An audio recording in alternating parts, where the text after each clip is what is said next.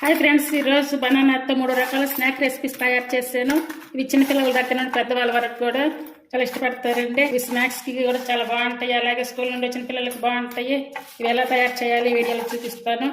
వీడియోలోకి వెళ్ళబోయే ముందు నా ఛానల్ని లైక్ చేసి షేర్ చేసి సబ్స్క్రైబ్ చేయండి. వీడియో కోసం చూపిస్తున్నాను. ఒక అరటికాయ తీసుకొని ఇలా పైన పీలు తొలగించుకోవాలి. ఇలా ఈ పై పొట్టంతా తొలగించుకున్నాక ఇది ఇలా సన్నగా పీసెస్గా కట్ చేసుకోవాలి. చూడండి, ఇలా కట్ చేసుకుంటే సరిపోతుంది. ఈ పీసెస్ అన్ని కూడా ఇలా రెడీ చేసుకోవాలి. ఇప్పుడు ఒక పాత్ర కానీ బౌల్ కానీ తీసుకొని అందులో కొద్దిగా సాల్ట్ వేసుకోవాలి, అలాగే కొంచెం ఆయిల్ వేసుకోవాలి. ఈ కట్ చేసుకున్నటువంటి అరటికాయ ముక్కలన్నీ కూడా ఇందులో వేసుకొని వాటర్ పోసుకోవాలి. ఇప్పుడు ఈ ఆయిల్ సాల్ట్ వేయడం వల్ల ఇవి ఇలాగే బాగా వైట్ గా తెల్లగా ఉంటాయి. ఈ నీళ్ళల్లో 10-20 నిమిషాలు ఇలాగే ఉంచాలి. ఇప్పుడు వీటికి కావాల్సినటువంటి పౌడర్ తయారు చేసుకోవాలి. ఇందులో 2 స్పూన్లు కార్న్ ఫ్లోర్ వేసుకోవాలి, అలాగే 2 స్పూన్లు రైస్ ఫ్లోర్ వేసుకోవాలి, 1/2 స్పూన్ కారం వేసుకోవాలి.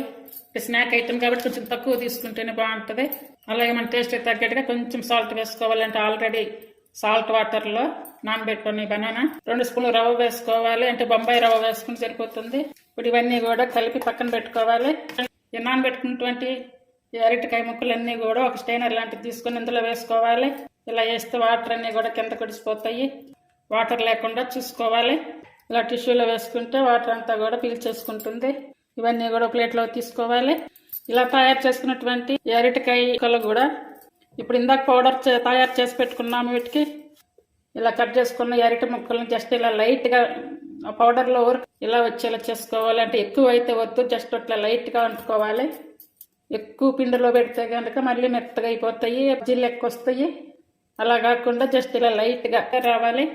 ఇలా పిండిలో వేసుకున్నాక ఒక 10 నిమిషాలు కనుక పక్కన పెట్టుకుంటే ఆ పిండి అంతా కూడా ఈ అరటికాయ ముక్కలు అంతటికి పట్టేస్తుంది. ఒక 10 నిమిషాల తర్వాత ఇప్పుడు స్టవ్ మీద బాండే పెట్టుకొని ఆయిల్ వేసుకోవాలి.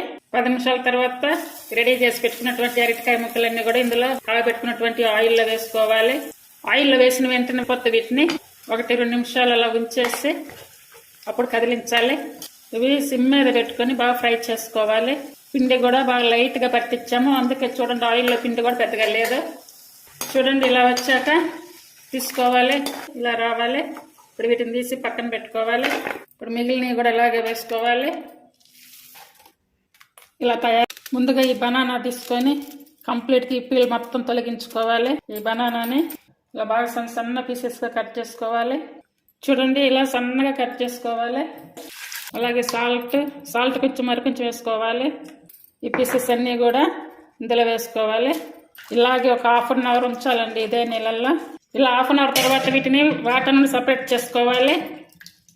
ఇందులో వేసుకుంటే కనుక వాటర్ అంతా కూడా పోయి పొడిలాడుతూ ఉంటాయి.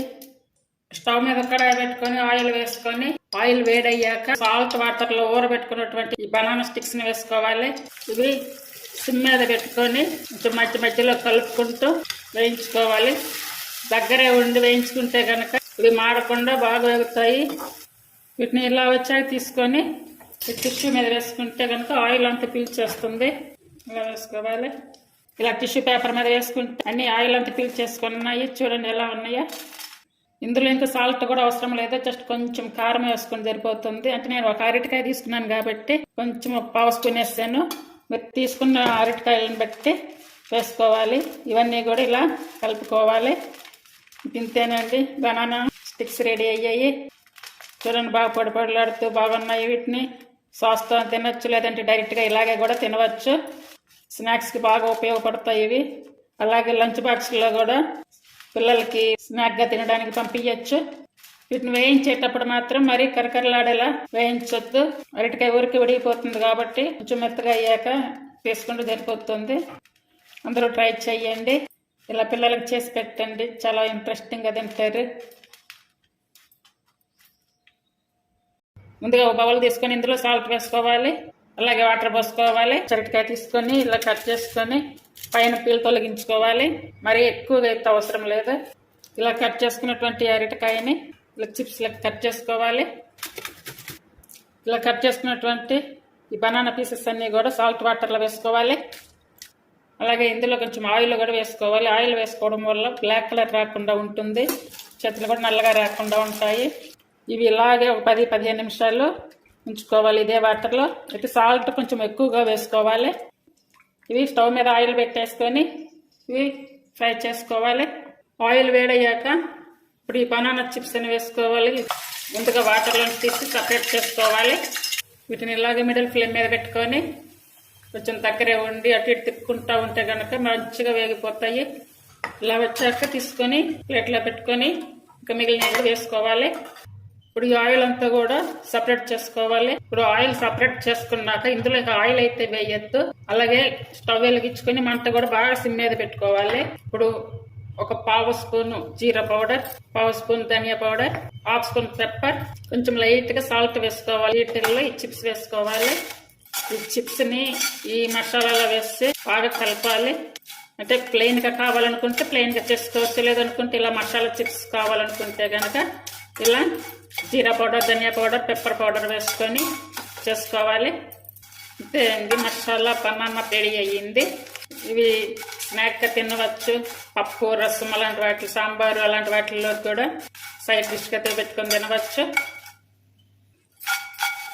వేడి వేడిగా మసాలా బనానా రెడీ అయ్యింది. చిన్నపిల్లల దాకా నుండి పెద్దవాళ్ళ వరకు అందరూ తినవచ్చు. ఇలా చేసి చూడండి, రుచి చాలా బాగుంటుంది. చూడండి ఇంత కరకరలాడుతున్నాయి, చాలా టేస్టీగా ఉంటాయి ఇవి. అందరు ట్రై చేయండి. Thank you for watching.